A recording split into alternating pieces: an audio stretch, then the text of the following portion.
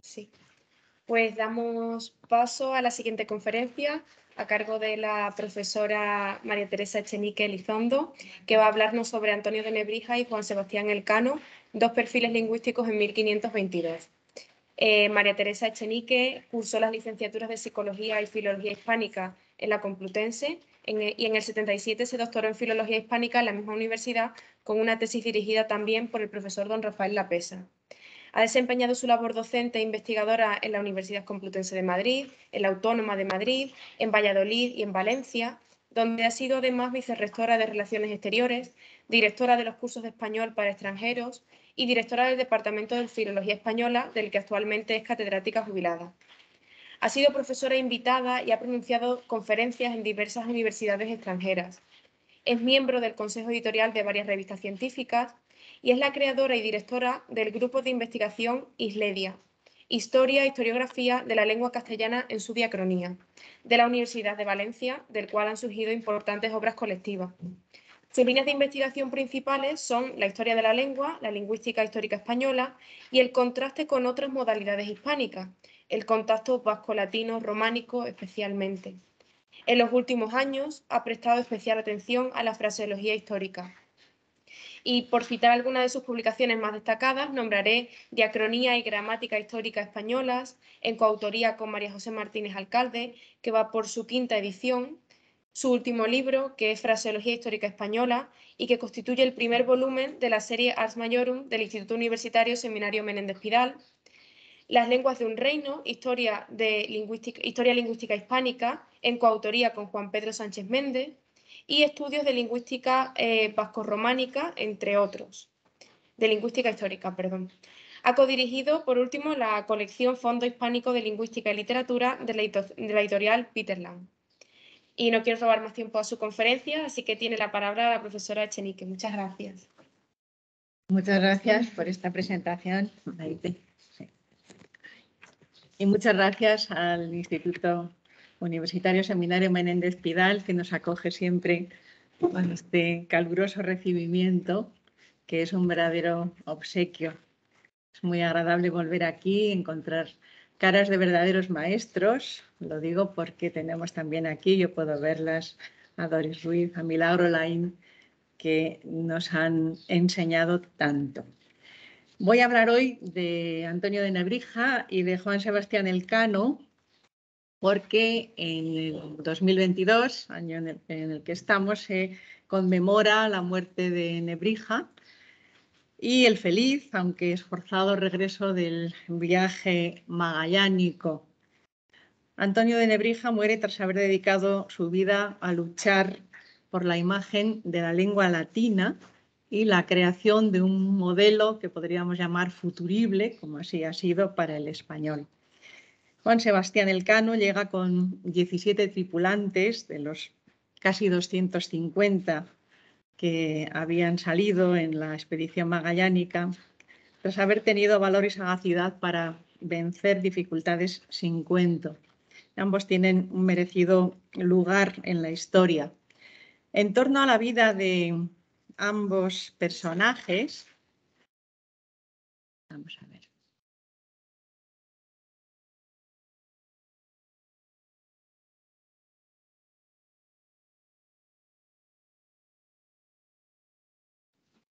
Ya está, ahora ya. Y ahora compartir. ¿Esta, verdad? No, la anterior. Creo que es ver más grande para presentar. No, la anterior. Bueno, es igual, puede haber. Aquí. Voy a dar a presentar para que ya lo tenga.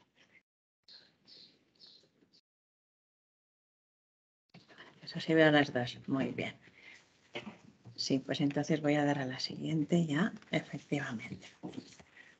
En torno a la vida de los dos personajes había una cierta nebulosa que en cierto modo continúa hoy, pero en mucha menor medida, porque ha habido dos libros excepcionales sobre Nebrija y sobre Elcano. El libro de Pedro Martín Barrios, La pasión de saber, y de Manuel Romero Tallafigo, El testamento de Juan Sebastián Elcano.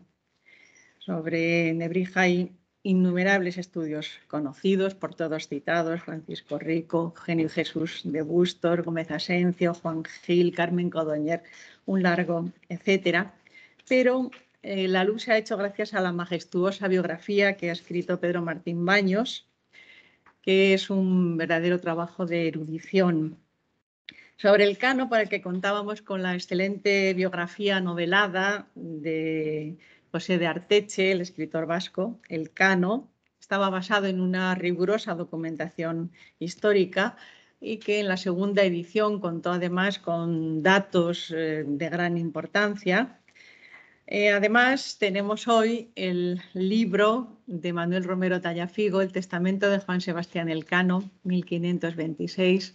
Muere Elcano en ese año, en el segundo viaje emprendido con la idea de volver a rodear el mundo. Y este libro se ha convertido no solo en lo que anuncia su título, sino en una verdadera biografía de Elcano.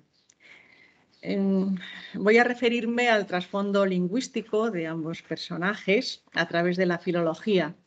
Y quiero decir antes que ante la magnitud de obras como estas que tenemos aquí, manejan datos, documentos de primera mano con una profusión impresionante, el filólogo a veces se siente empequeñecido, pero luego se da cuenta de lo importante que es tener las coordenadas necesarias para situar los hechos, los datos, los personajes en el lugar que les corresponde en la historia de la lengua.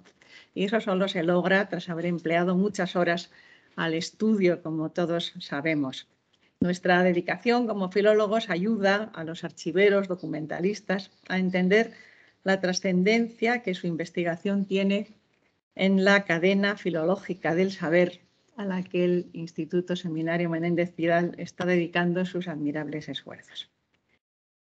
Hay un primer lazo entre ambos personajes que quiero señalar brevemente. Magallanes tenía la experiencia náutica de 3 océanos, el Atlántico, el Índico, el Pacífico. Era un navegante experimentado en la ruta portuguesa hacia el extremo oriente. Y Elcano había navegado desde su juventud en barcos pesqueros y comerciales, pero además en 1509 formó parte de la expedición militar dirigida por el cardenal Francisco Jiménez de Cisneros, que conquistó Orán, y luego la que Gonzalo Fernández de Córdoba dirigió en Italia. Se enroló en la expedición de Magallanes por haber vendido su barco a extranjeros, cosa que estaba prohibida. El emperador se lo perdonó después, al regreso del viaje, y pensaba con ello escapar de la justicia, y por su testamento sabemos que había navegado también en Levante y África, dice textualmente. Eran espacios frecuentados por navíos y mercaderes de Guetaria, pueblo natal de Elcano, que comerciaban desde hacía siglos con los puertos andaluces y del Mediterráneo. Pues bien, gracias al viaje de circunnavegación sabemos que la cosmografía y la geografía encontraron fundamentos sólidos y que completarlos fue solo cuestión de detalle. Ahora bien, sorprende que Nebrija contribuyera a la recuperación humanista de la geografía clásica, adaptando sus premisas geométricas a las necesidades de la navegación y proyectando su conocimiento hacia territorios todavía no descubiertos. Eso se explica muy bien en el título que Pedro Martín Barrios ha puesto al libro, La pasión de saber. El rasgo más sobresaliente de la introducción nebrisense a la cosmografía tolemaica es sin duda la incorporación a la Universidad de Salamanca de las novedades aportadas por navegantes portugueses y españoles y la subsiguiente corrección de Ptolomeo, especialmente en lo referido a la representación del hemisferio occidental.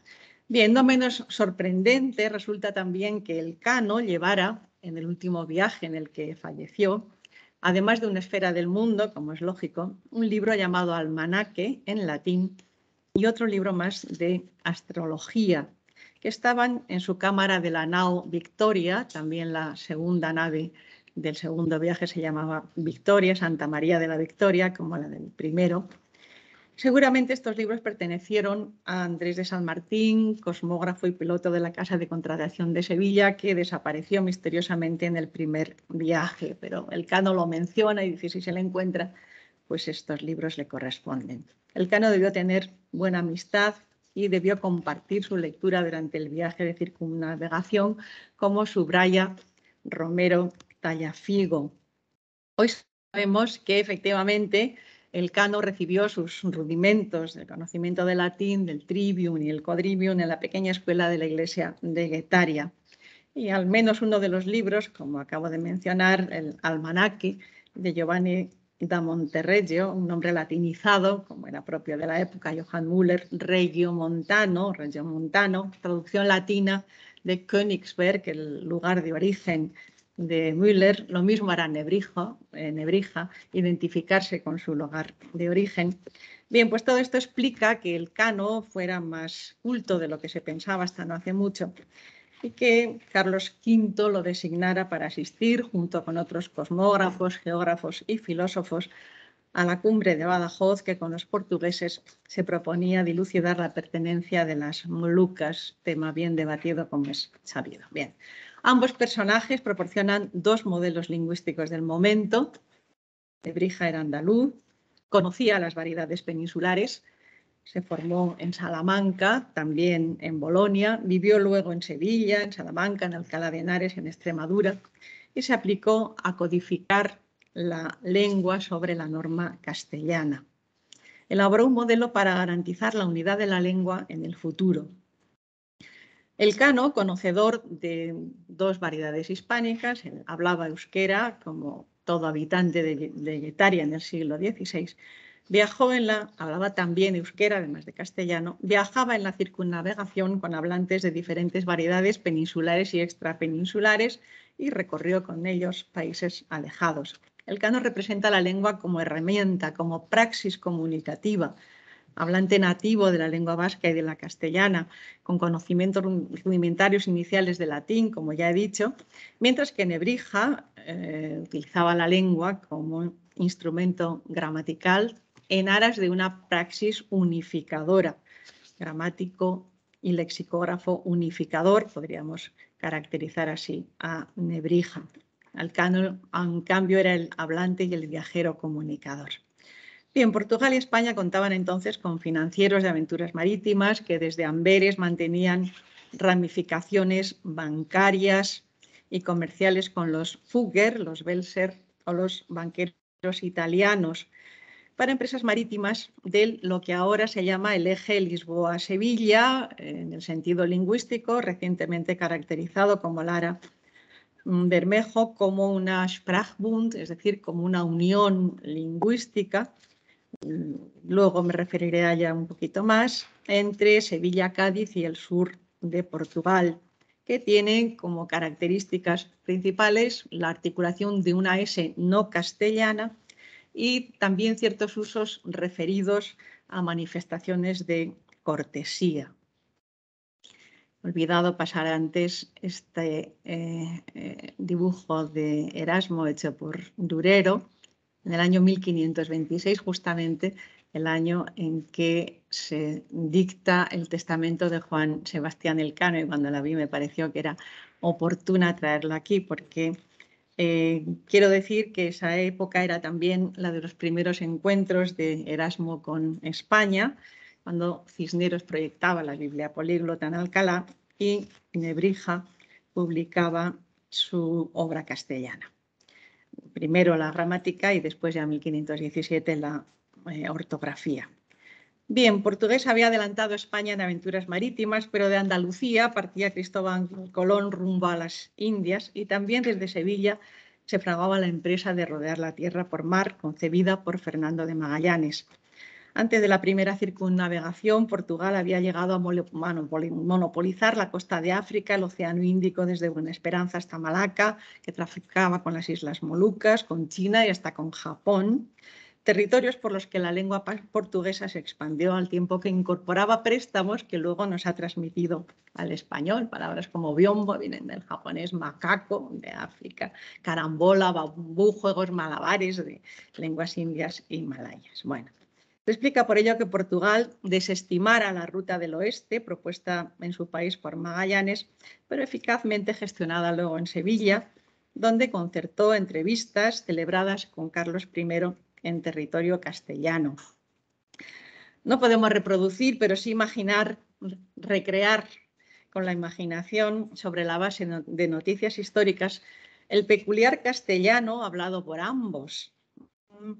Fernando de Magallanes, originario del noroeste portugués, no era del sur, donde se elabora la norma del portugués, sino del norte, había llegado a Sevilla el 20 de octubre de 1517. Se defendía en español con rasgos portugueses, como dice Pigafetta, del que hablaré después. Y Carlos I, que contaba 18 años cuando patrocinó la expedición magallánica, había aprendido el español de Luis Cabeza de Vaca en Flandes, pero tardó en dominarlo, y tras su llegada a España en 1517, las Cortes de Castilla reunidas en Valladolid, donde había procuradores como Alonso Ochoa y Antonio de Bermeo por Sevilla y Jaén, que eran vascos originarios pero asentados en Andalucía, le juraron como rey en 1518 con la petición de que aprendiera a hablar castellano correctamente. Lo habría mejorado para cuando Elcano y Bustamante fueron a contarle el viaje algunos años después, y sin duda tras su matrimonio con su prima Isabel de Portugal, que como portuguesa culta no ignoraba el español, pues el propio Camões escribió poemas en castellano y un autor portugués como Gil Vicente ilustra los libros de la literatura española.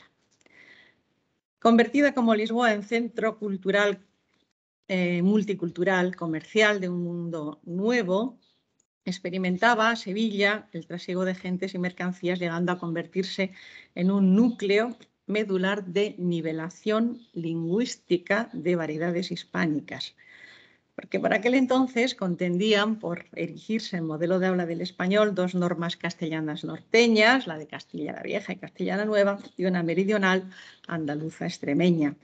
Antonio Martínez de Cala o Antonio de Cala, andaluz de Lebrija, que ha pasado a la historia como Antonio de Nebrija, se decantó por la norma castellana y su gramática, la primera de una lengua románica en ser impresa, así como su obra lexicográfica, sirvieron de ejemplo para otras como el catalán, el portugués o el francés.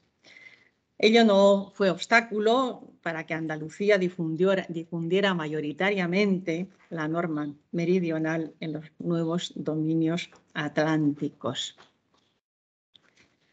Además de los vascos asentados en Andalucía, convivían en Sevilla variedades lingüísticas de la colonia portuguesa, fácilmente integradas en el habla, porque entonces el portugués no se había distanciado tanto del español como lo ha hecho después, y también porque la norma portuguesa triunfaba desde el principio, en ella triunfaban desde el principio rasgos meridionales próximos a los de la norma meridional del español. Si recreamos el proceso mediante el cual, una vez terminada una embarcación en el norte de la península, donde había astilleros en Zarauzo, en Portugalete, donde trabajaban marinos gallegos, como la expedición a la especiaría de García Jofré de Loaysa, en la que murió Elcano precisamente, que se montó en Portugalete y salió de La Coruña.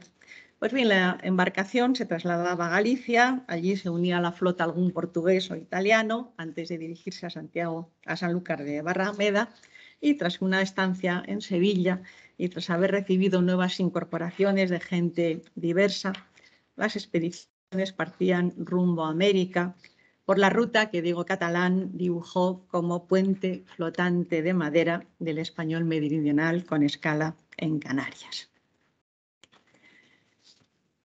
Nebrija es el andaluz cultivado, sabio y soberano, quiero decir independiente, libre, lo conocemos bien. La codificación de la lengua castellana representa los inicios de la gramatización, es decir, el tratamiento de la lengua en textos de carácter gramatical y su disposición de la disposición de su léxico en los diccionarios. Es decir, la lengua reducida en artificio y razón, según las palabras del propio Nebrija. Ello trajo como consecuencia la gramatografía y la lexicografía, hoy disciplinas en las cuales no podríamos entender la filología. Es cierto que antes de Nebrija había habido otras manifestaciones gramaticales relativas al español, Villena, Alfonso de Palencia, etc. Y que también es cierto que también hubo tratados gramaticales, más o menos, para el occitano, etc. Pero a Nebrija se debe la primera gramática impresa de una lengua románica. Su obra castellana, como he dicho antes, sirvió de modelo a otras como el catalán, portugués o francés. Un sabio como Germán Colón hablaba del Nebrija catalán, el Nebrija francés, a la hora de referirse a las adaptaciones de Nebrija a otras lenguas. Bien, la declaración contenida en la gramática castellana de Nebrija, según la cual tenemos de escribir como pronunciamos y pronunciar como escribimos, tan repetida, que también reproduce en sus reglas de ortografía y en otras de sus obras, constituye su principio básico en lo que María Rodrigo Mora ha llamado la búsqueda de equilibrio entre la oralidad y la escritura en el naciente arte gramatical. Y seguramente en ello reside el éxito alcanzado por él finalmente. Es cierto también que Nebrija vislumbró la incidencia del contacto de lenguas como motor del cambio lingüístico, como estudió en su día José María García Martín, pero al profundizar en su importancia, en su obra apenas se encuentra base para ello, porque a Nebrija no le interesaba el cambio lingüístico ni la variación, no es ni dialectólogo ni lingüista general. Su condición de hablante meridional trasplantado a tierras castellanas debió agudizar sin ninguna duda la capacidad para percibir matices entre unas y otras latitudes geográficas, pero Nebrija fue ante todo gramático y lexicógrafo, es decir, un codificador de la lengua. Digamos, antes de entrar en detalles, que en 1492 y también en 1517 nos encontramos de lleno en el proceso de consolidación del habla cortesana, entendida como el habla de la corte o de los cortesanos, bien estudiada por González Ollé, pero Nebrija consiguió crear un modelo perdurable. El habla cortesana de la corte de Toledo no fue perdurable, desapareció rápidamente, se impuso la de Castilla la Vieja, pero Nebrija establece una lengua estándar, la que ahora no voy a entrar, con características que este año se están estudiando gracias a que se celebra el aniversario, 500 aniversario de su muerte. Él elaboró, como digo, una lengua estándar que lo que pretende es servir de modelo a todas las variedades del español. No hay que olvidar que en el momento en que él escribe la gramática y su obra castellana, como ya dijo Alarcos, debieron coexistir usos nuevos, hábitos fónicos antiguos e incluso otros que no prosperaron, de manera que Nebrija se encontró ante una realidad de la lengua una gran riqueza. Es verdad que Alarcos no llevó nunca un estudio exhaustivo de la obra nebrisense, pero en su fonología diacrónica, ese capítulo final que todos conocemos también, dice, cuando describe el castellano cultivado hasta el siglo XVI, en el momento en que la lengua del norte, esos rasgos originarios se van modificando al contacto con los dialectos centrales, dice que es la lengua tal como la describió Nebrija, de manera que esta mínima referencia es una sentencia bien clara en este sentido. Y dice Alarcos con claridad castellano cultivado, porque era muy consciente de las variedades y la variación inherentes a toda lengua. Decía Alarcos respecto de una de las cuestiones centrales en la diferenciación de normas, que es de orden fonético. Dice, lo pueden ver en la parte de abajo de la diapositiva. Funcionalmente, aparte ahora del ensorecimiento de las sonoras, no hubo ninguna modificación en el proceso fonético de sustitución gradual de C, C, C en el español castellano. Se realizasen como africadas, los más conservadores, como fricativa dental o como interdental, su identidad quedaba asegurada frente a la ápico-alveolar. Dice, de ahí que sea bastante bizantina, dice Alarcos, la discusión acerca de la exacta articulación de las antiguas africadas.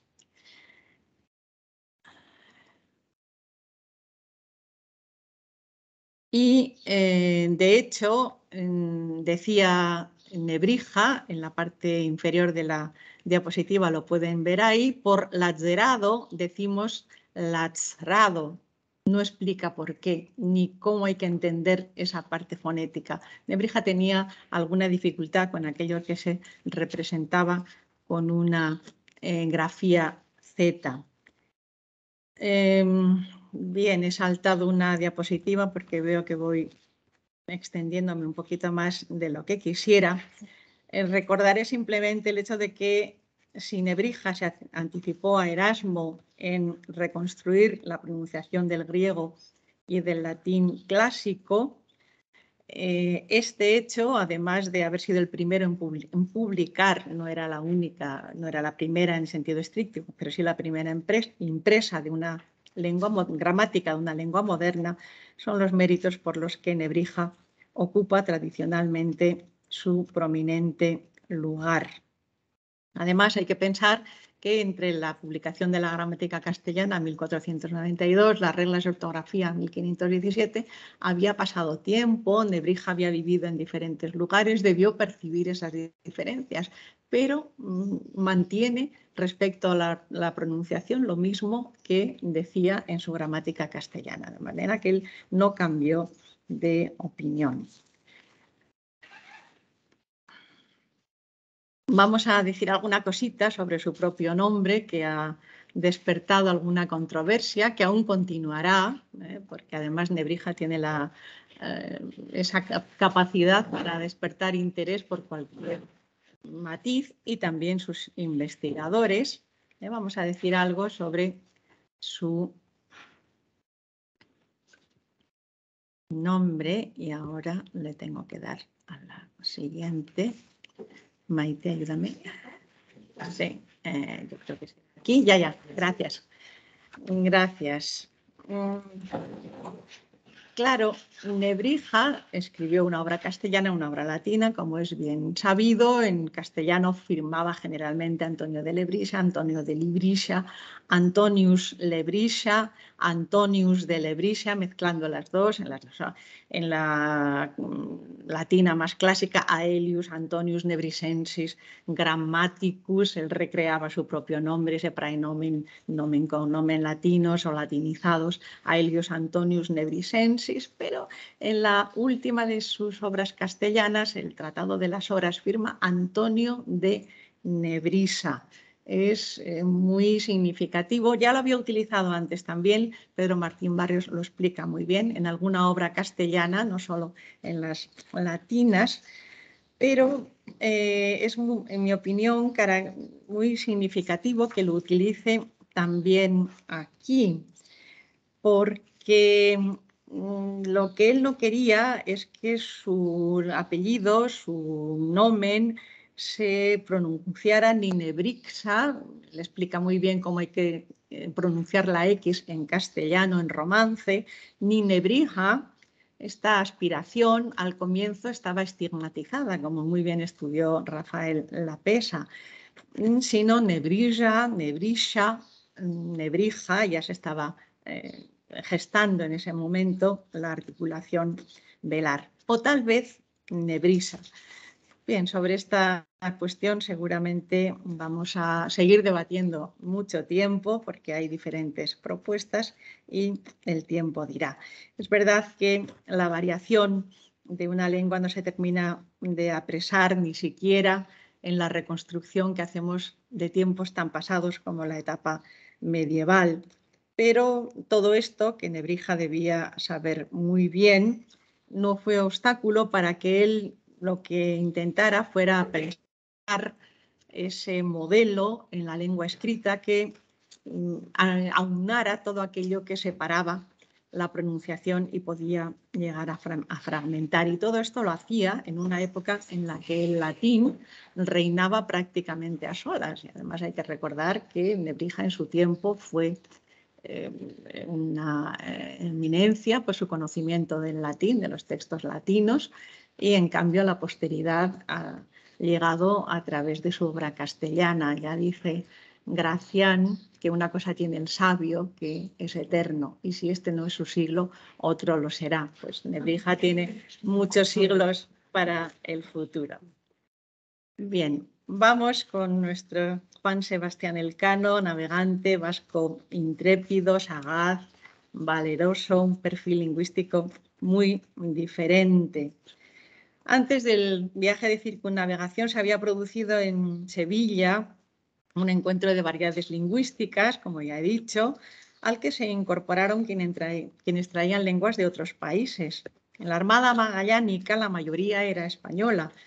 Eran los más numerosos andaluces, después vascos, castellanos, gallegos, en menor medida extremeños, navarros, un aragonés, un asturiano, así como otros de región no definida, además de portugueses, italianos, franceses, griegos, alemanes, flamencos, irlandeses y un inglés, entre otros. Junto a españoles y portugueses, portadores de diferentes modalidades peninsulares, había pues hablantes de otras lenguas integrados en la Armada Magallánica y formaban, claro está, un puzzle, como podemos imaginar, combinatorio de acentos, pero todavía no termina aquí la cosa, porque en la flota había también 2 africanos, un natural de Goa, 2 malayos y un morisco, que terminaban de componer aquel abigarrado conjunto de desesperados, como los definió José de Arteche en la biografía sobre Elcano. Elcano era uno de esos desesperados, en haber sido porque había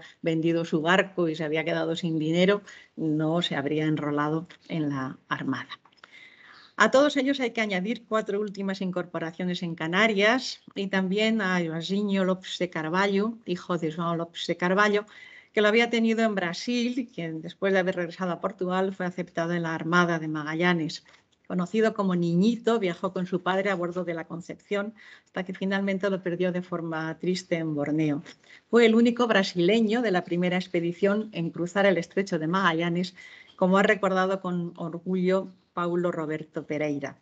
Podemos pues reconstruir algunas notas lingüísticas de esta colorida flota. Los dialectos romances del norte peninsular constituyen los únicos segmentos supervivientes hasta hoy del latín originariamente asentado allí. El portugués norteño de Magallanes formaría un continuum con el gallego, puente a su vez entre el portugués y el castellano, sin olvidar que el asturiano constituiría el eslabón entre el gallego y el castellano del norte. En la Armada había al menos un asturiano. Por su parte, el portugués meridional confluiría con mayor naturalidad con el extremeño y andaluz en su conexión con la norma meridional del español y formando esa Sprachbund o esa unión lingüística, como he mencionado antes, en el suroeste peninsular. La transición entre lenguas queda incluso documentada por las propias denominaciones teñidas de resonancias lingüísticas. Francisco Rodríguez, uno de los que se enroló, era apodado portugués de Sevilla. Y Vasco Gómez Gallego, ya lo dice todo Vasco, Gómez, más hispánico no puede ser, gallego, el portugués era uno de los que llegó a desembarcar en Sanlúcar de Barrameda, era de Bayona, de Pontevedra. Entre los 12 hombres de la Victoria retenidos a la vuelta como prisioneros en Cabo Verde, regresaron algunas semanas más tarde a Sevilla, vía Lisboa, Pedro de Chindurza y Vasquito. Entre los 5 supervivientes de la Trinidad, que había emprendido una ruta de regreso distinta a la del Cano, llegaron también más tarde a Lisboa, había un italiano, un alemán, además de 3 españoles. Nicolás el griego era de Nauplia o Napflia, Nápoli di Romania, lugar de encuentro entre griegos, francos, venecianos. Por aquel entonces, evidentemente, él era griego. De manera que en la Armada Magallánica, que había partido compuesta en su totalidad por más de 250 hombres, desembarcaron en Sanlúcar de Barrameda, finalmente en Sevilla, 18, uno de ellos Juan Sebastián Elcano, que es el que consiguió rematar el viaje de circunnavegación. Bien, a la singularidad de la situación de la flota hay que añadir el exotismo del periplo. Una vez comenzada la travesía marítima, fueron entrando en contacto con diferentes culturas y lenguas, no de forma semejante a la multidireccionalidad espacial que caracteriza a las redes sociales en tierra firme, sino con un carácter discontinuo que conduce a reflexionar sobre lo que se ha visto y lo que se ha aprendido. Es lo que hizo Pigafetta. Lo pongo ahí entre paréntesis porque parece ser que este retrato al que todos creíamos que era de Antonio Lombardo Pigafetta, pues parece que no corresponde a él, sino a un pariente suyo. Bueno, pues es lo que hizo Pigafetta, que nos deja anotaciones de gran valor antropológico. No nos despierta simpatía porque no tenía, tampoco la tenía por el Cano, no lo menciona ni una sola vez en el viaje de regreso, una vez que murió Magallanes, a pesar de lo cual él embarcó con el Cano, eligió volver con el Cano y no con la Trinidad que se había quedado allí. De manera que hay también alguna contradicción en su forma de ser. Lo cierto es que Pigafetta bajaba a tierra a comunicar con los pueblos que encontraba y luego escribía glosarios, el brasileño, el patagón, de las islas del Mar del Sur, como las Filipinas, las Molucas o de Malaca también. Con lo cual enseñaba deleitando al modo renacentista, como dice Clotilde Jacquelart en la bibliografía que deben tener ustedes por ahí. Hoy tan solo es posible, claro está, esbozar una mención esquemática de las lenguas con las que el viaje entró en contacto. En Brasil, los expedicionarios tocaron tierra en la bahía de Santa Lucía. El diario de Pigafetta contiene la primera descripción antropológica de los tupinambás de Río de Janeiro, donde recogieron a Niñito, que probablemente hablaba una lengua de la familia guaraní, un idioma del grupo tupí guaraní. Entonces había entre 500 y 1000 lenguas indígenas solo en Brasil, de las que hoy solo se conservan unas 180. Bueno, seguramente la que hablaba Niñito puede ser que fuera el guarí mbayá, esto los expertos lo dirán mejor que yo. Después, Argentina, el estuario del Río de la Plata, de allí a lo que Magallanes llamó la Patagonia, puerto de San Julián, con duros acontecimientos, cruzaron el estrecho de Magallanes, donde son conocidas las noticias sobre los patagones, que quizá hablaran tehuelche, una lengua que parece haber sido de tipo ergativo, como lo es el euskera. Y de hecho hay alguna anécdota muy divertida que cuenta Arteche, de que bajaron del viaje y se entrevistaron con los patagones. Lo cierto es que 2 de los que bajaron volvieron con alimentos, frutas, todo lo que les faltaba en el barco y dijeron que se habían entendido con ellos en euskera. Evidentemente no debía ser así, pero no deja de tener su gracia. Bien, 3 meses sin tocar tierra hasta llegar finalmente a las futuras Islas Marianas. Sus habitantes son conocidos allí por el nombre de chamorro, probable denominación recibida a partir de la colonización española, pero la lengua ya existía antes. Es una lengua de la familia austronesia. En Filipinas, Magallanes desembarcó en la isla de Homonjón. Y he olvidado decir, de todas maneras, no me he olvidado nada porque lo voy a decir ahora, que en esta zona la Armada se había movido por aquella otra en la que un siglo antes habían estado la flota de Son He, que había realizado toda una serie de viajes dentro de los territorios no solamente de Micronesia y de las Filipinas, sino que incluso había llegado hasta la costa oriental de África. Y dice con mucha razón Pérez Mayaína que en la edad de oro de los descubrimientos geográficos sería una muestra de un acusado eurocentrismo no tener en cuenta estos viajes realizados antes por las flotas chinas y en especial las del almirante Xiong He en el primer tercio del siglo XV. Magallanes llegaría 88 años después de que se cerrara su siglo. Y ambos viajes se superponen en la zona de Indonesia. Ahora sabemos en realidad, o entendemos bien, que los españoles lo que ambicionaban en este momento era lo que los portugueses acababan de empezar a experimentar en las rutas de la India, a saber, la sustitución de China en el comercio intraasiático. Bien, lo cierto es que los viajes de unos y otros contribuyeron a cambiar los mapas y a partir de 1523 parece que en las cartografías europeas y renacentistas se dibujan bien estos cambios en los que quedaron involucrados lenguas y culturas muy diversas. Hasta las Islas Canarias, las de Cabo Verde, la costa sur de Brasil, la expedición de Magallanes viajó por territorios explorados y cartografiados.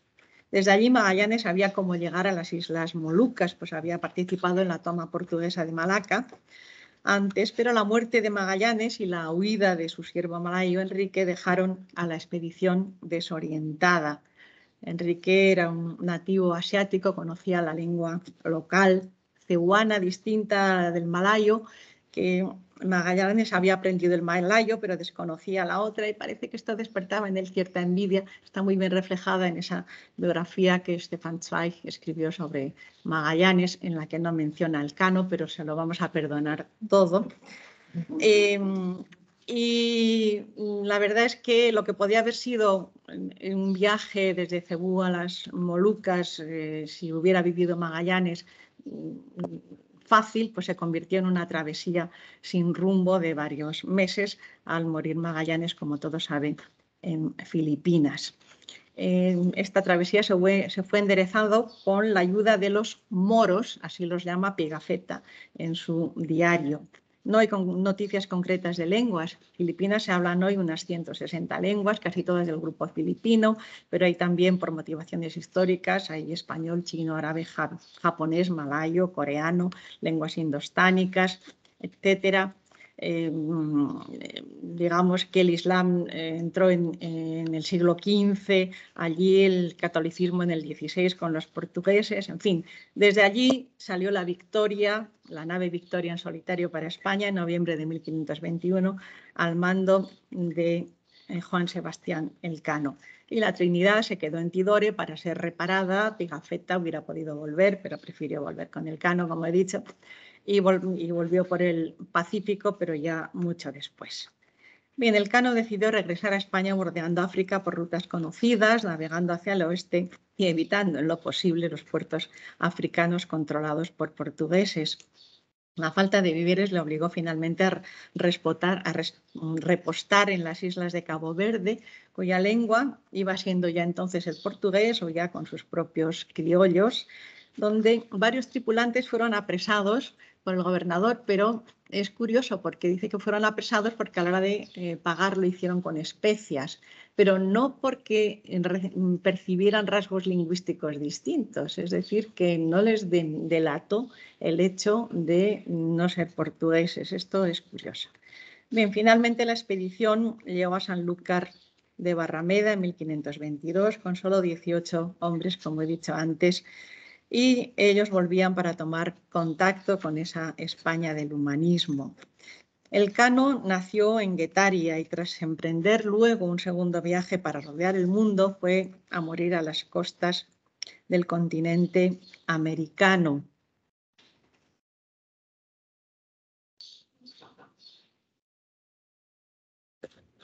Nos ha dejado un detallado testamento que ha sido ahora convertido en libro, como he dicho antes, por Romero Tallafigo. Es una maravilla de libro, no solo por la documentación que contiene, sino por la forma en la que está escrito. El autor dice que se enamoró de este testamento, lo ha ido repitiendo durante 40 años a sus alumnos y ahora ha tenido tiempo de escribirlo. Recomiendo a todo el mundo que lo lea por la concentración de datos históricos que hay y la valoración que todo ello le representa. En amarillo está subrayada la firma de Elcano. Elcano dictó el testamento, él no podía escribir, lo escribió Urdaneta, como muy bien explica Romero Tallafigo, de manera que es un documento escrito al dictado. Hoy está espléndidamente editado, tenemos por fin una edición en condiciones y se ha convertido también en la mejor biografía del propio Elcano. Es una excelente muestra del español de la primera mitad del siglo XVI. Comienza con una pred seguida del deseo de que se hagan los aniversarios, dice Elcano, que se hagan mis aniversarios obsequias en la dicha villa de Guetaria, en la iglesia de San Salvador, según a persona de mi estado, en la huesa donde están enterrados mi señor padre y mis antepasados. Allí en la lápida de la iglesia de Guetaria se lee hoy primum, en realidad el emperador le dio primus circumdevistime, pero allí pone primum, pero es lo mismo, fórmula con la que quedó inmortalizado. Esa lápida reclama el origen del hijo nacido allí, pero como escribió José de Arteche en palabras que todavía sobrecogen, Elcano no está enterrado allí. Su sepultura es la única digna de su hazaña, es decir, la inmensidad del océano. Bueno, voy a ir terminando. Nebrija conocía a fondo las modalidades peninsulares de origen, había vivido, como he dicho, en Salamanca, Italia, Sevilla, Alcalá, Villanueva de la Serena. Centró su vida en la codificación de la lengua castellana a partir de un conocimiento excelente del latín, más tarde ampliado al griego clásico, también al hebreo y al arameo para completar su formación en filología bíblica trilingüe. La labor codificadora de su propia lengua no fue estimada en un principio, pero ha sido la obra castellana la que le ha situado en el lugar de los personajes imperecederos. Es magnífica la interpretación que Pedro Martín Barrios hace de esta miniatura archiconocida, a la que no puedo dejar de mencionar porque tiene, creo, una gran vinculación con lo que estamos viviendo aquí donde ahora me encuentro. Esta imagen, que se ha repetido tantas veces, explica muy bien Martín Barrio, presenta una aula de palacio en que se imparte una lección de gramática a un selecto grupo de oyentes. Entre ellos destaca a la izquierda la figura majestuosa del maestre, leo palabras de Martín Barrios, bajo baldaquino y ricamente vestido, que tiene el libro que es objeto de explicación abierto sobre un pupitre engalanado y está asistido por un paje que sostiene de rodillas otro volumen auxiliar. El centro de la composición, ahora bien, se ha reservado muy reveladoramente al maestro y su cátedra, que dominan el cuadro desde un plano ligeramente elevado. La escena se completa con el grupo de los discípulos que traza un círculo en torno al ilustre don Juan de Zúñiga y su ilustre profesor, Nebrija.